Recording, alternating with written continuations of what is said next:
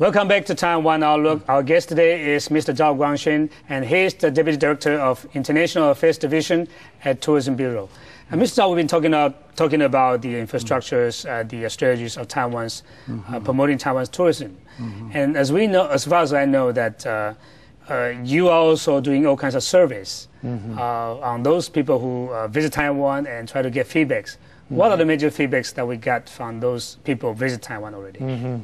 I'm so glad to say, first, basically the feedbacks are good. Okay, and give you another example. Recently, I met with a group of friends from New Zealand. They told me it's easy to travel in Taiwan. Okay, transportation-wise, basically no problem to ride the railway, to take the bus, or if they want to fly, it's all easy.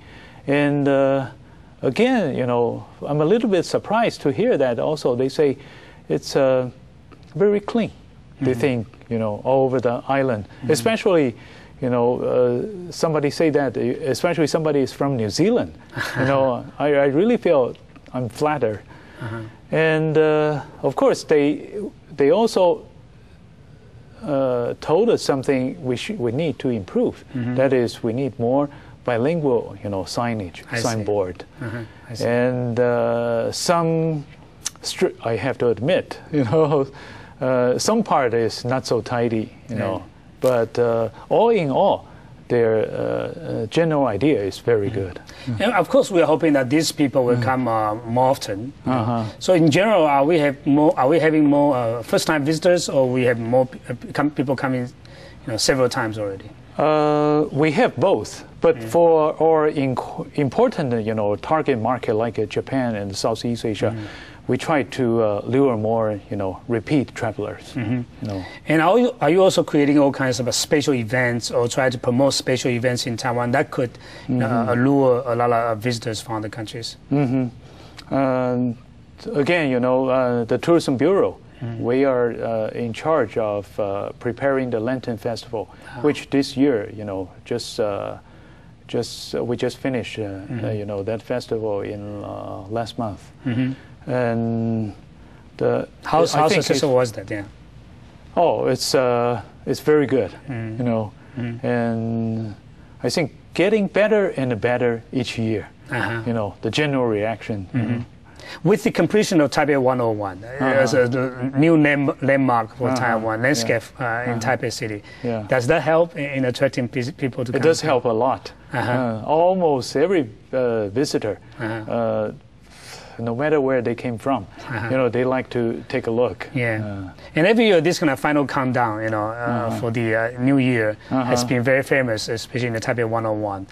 But they are concerned about that they are not able, financially, to support that kind of festivity by doing a final countdown. Are you, your bureau, trying to help them a lot? We try our best. If you talk about the fantastic, fireworks. Fireworks, that's right. So you do, participate in these fireworks exhibitions over the years?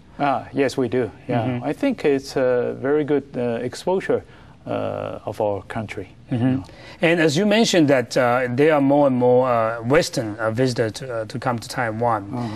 What are there any special needs for those Western visitors in terms of infrastructures or in terms of events that might interest them? The local event, of course, either big or small, they're all interested. Like the general. I mean, even in the township, if they have, we call 庙会, Mazu, those temple kind of activities, things. They're all interested. Besides those major events. And I think some people, when they come to Taiwan, they hire local tour guides and so on. In terms of the quality of tour guides in Taiwan, do you think that there are rooms for improvement, or they are quite, qualified to serve this kind of overseas foreign tourists? I have to be quite frankly with you. In this aspect, of course, there's still room to improve. Especially we are preparing, to receive visitors from over the world. And for one example is we still lack of tour guide who can speak good Korean and Thai. I see. Thais, you know. So that's the area that we really need to develop, right? Yeah. But how about recruiting more young talents, you know, who are young people who will be interested in participating in this in the industry? Do you have any special, service or special help to those people? Again, in the educational sector, we have a lot of schools or colleges. You know, they have a special department in tourism. So we're preparing. We are really preparing. We do need a lot of personnel, you know, in this regard. And apparently, your bureau is mainly the promoter of toy industry, and the key issue here to make things happen is the private sectors, especially the hotels, you know, the sceneries and people and so on. How's the working relationship between your bureau and the private sector in Taiwan? One word, very nice. You know? We we cooperate very closely. For instance, we always form, you know, combined delegation to attend overseas exhibition or so-called travel fair. So we need those hoteliers, or we need those travel agencies, and even the so-called the theme park, you know, business or the recreational farm stay business. That's you know, with the combined force, we do perform well. Yeah, and speaking of the travel fair, you know, as far as I know, you've been participating in all kinds of regional, global travel fairs and so on. What's the best thing that we can sell in this, you know, travel fair, especially in a very brief period of time? Try to inform the potential buyers and what are the strategies to be successful in this kind of travel fairs. We have we can pursue, you know, in two ways. First, of course, if we go overseas, you know, we try to connect with our tourism sector's counterpart overseas. Okay, try to build relationship, working relationship. Another thing is pursue directly to the overseas consumers. But it also varies from market to market. For instance, different product. We have, again, nostalgic railway, you know, packages for Japanese people. You know, nowadays, even Japan, they don't have the old style steamer locomotive. Then we have the CK-124 still around from Pingxi. Yeah, that's right. You know, that route. Then for the Southeast Asian people, Singapore, Hong Kong, okay, they're city people. So they like to stay in our leisure farm. Yeah, that's right. You know, yeah. So these are special things that you tailor to different customers. And so And how about our visitors going abroad? You know, there are complaints from many local, you know, people that it's much, cheaper to go abroad than stay in town to spend their vacation. Is that the case? You mean ourselves? You mean the Taiwanese? Yeah, that's right. You know, they say, well, if I travel to Thailand, you know, I can spend less, you know. But I heard some different voice. Really? Because, again, I always try to emphasize Taiwan is unique. And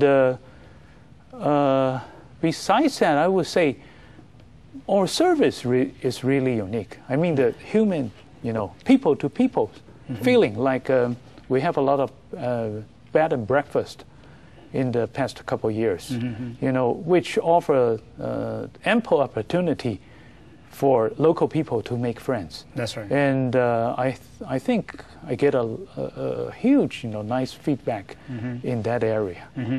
As you mentioned that your bureau has been encouraging the so-called leisure farms and so on for people to spend 2 or 3 days on vacation and so on. Are we also promoting those leisure farms to the foreign visitors?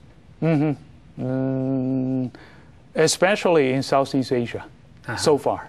The overseas Taiwanese Chinese? Southeast Asian countries? They are ethnically Chinese, but they are not Taiwanese Chinese. I see. You know, okay. There may be several generations they were born in Singapore.